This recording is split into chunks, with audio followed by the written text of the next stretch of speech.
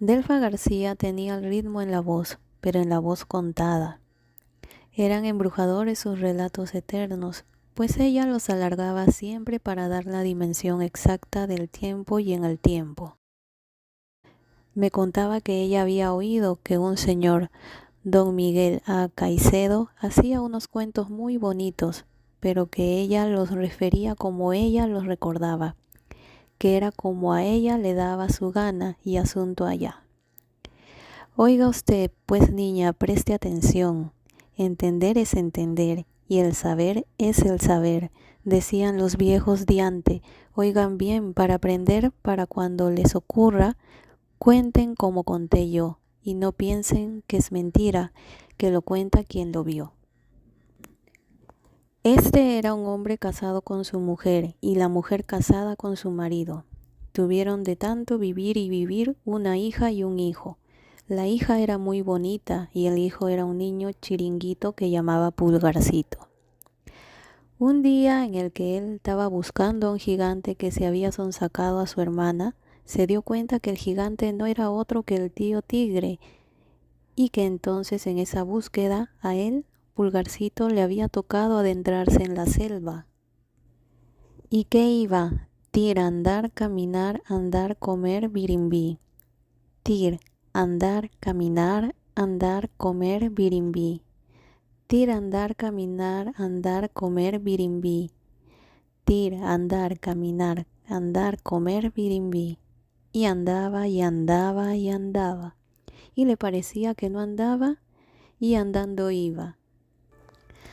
Delfa se ponía las dos manos en la cintura, y la bamboleaba para allá, la bamboleaba para acá, y seguía contando con su voz contada.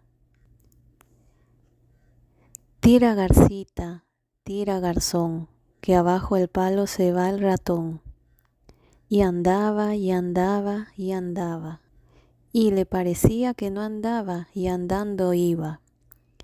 Entonces Pulgarcito en su tira andar se topó con tío Conejo en una trocha y le preguntó: ¿estas tierras de quién son?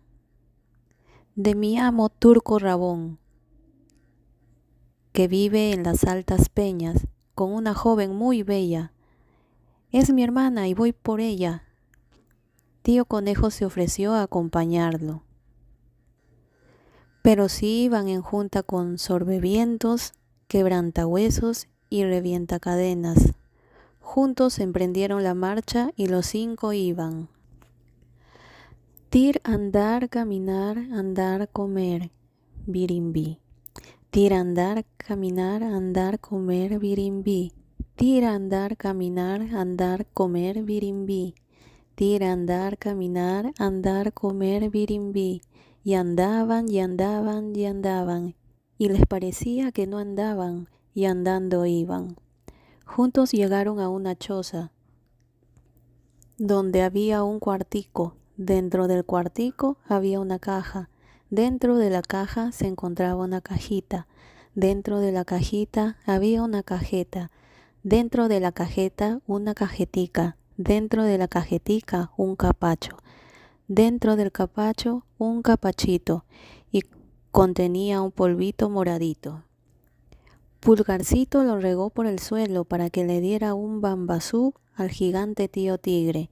Cuando él se cayó, le dio un taparo en la frente y se sacó a su hermana. Y contando, contando, se fue acabando.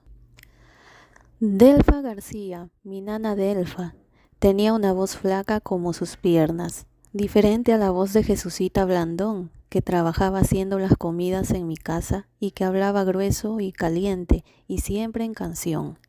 Tenía la voz cantada, decía yo, y entre la voz contada de Delfa y la voz cantada de Jesucita pasaba el tiempo sabroso, pues todo era asombro, corrinche y diversión. Delfa era de Condoto y Jesucita era capaceña, porque había nacido en Capá. Las dos eran muy jóvenes, pero Delfa era mayor y se tenían mucho afecto, aunque algunas veces se miraban con el rabo del ojo, se venteaban la falda, alzaban el hombro y se decían: asunto allá. Jesucita nunca salía de la cocina cuando sentía que estaba lista la voz contada de Delfa para contar y cuando atisbaba para saber si el cuento ya se iba a acabar. Se ponía la mano en su narga para iniciar un conteo de a la 1, a las 2, iban a ser las 3, que era un anuncio de canteo en el cual Delfa no tenía lugar. Ya las viejas no golpean, su tiempo pasó. Que golpeen las muchachas así como yo. Allá arriba en aquel alto, Simón se murió, con los huevos en la barriga, así como vos. Sapo rondón, sapo rondón, sapo rondón, coge tu biberón.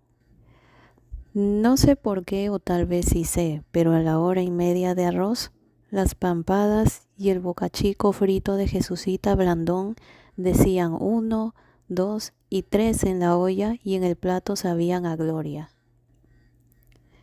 Pero sucedió que una vez llegó un hombre a mi casa a arreglar la escalera y el corredor.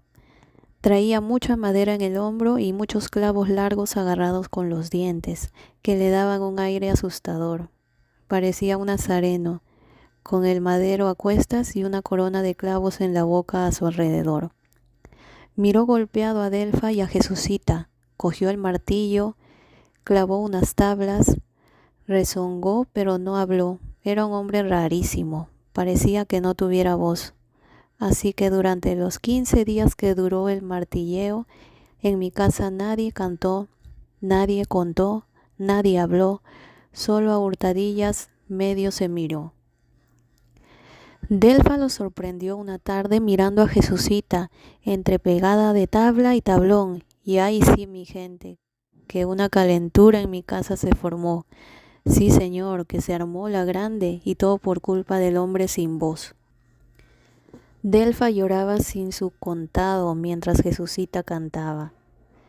Pero pa' dentro, sí, señor, y pasaban los días y seguían pasando sin un hablado de la García, sin un cantado de la Blandón, hasta que el hombre rudo y también sin voz terminó la escalera, arregló el corredor, cogió sus clavos de sobra, un pite de tabla, su plata de su trabajo, se puso arisco y desapareció. Nadie en mi casa se refirió a ese hombre y nunca por este motivo se lo nombró, pero los cuentos de Delfa decía con su voz contada, de ahí en adelante con este estribillo siempre así los empezó. Este era un hombre que no tenía nombre, que no tenía voz, que tenía tablas, clavos y martillo, y que en esta casa clavó y que se fue un día con el mismo misterio con que llegó, y seguramente en la selva se refugió, se encontró a Pulgarcito y al tío Tigre, y con ellos seguramente andó y andó, y se encontró al tío Conejo, y se lo comió, y más nunca de esa selva él salió. Jesucita cantaba con su voz cantada, algo que siempre a ella se le oyó. Un potro que agua abajo venga, ese potro vos no lo cojáis, porque después que vos lo compongas, viene la creciente y se te va. Porque así hay quereres que como el potro, que cuando están bien se van con otro. Y así, contando y cantando, este cuento se fue acabando.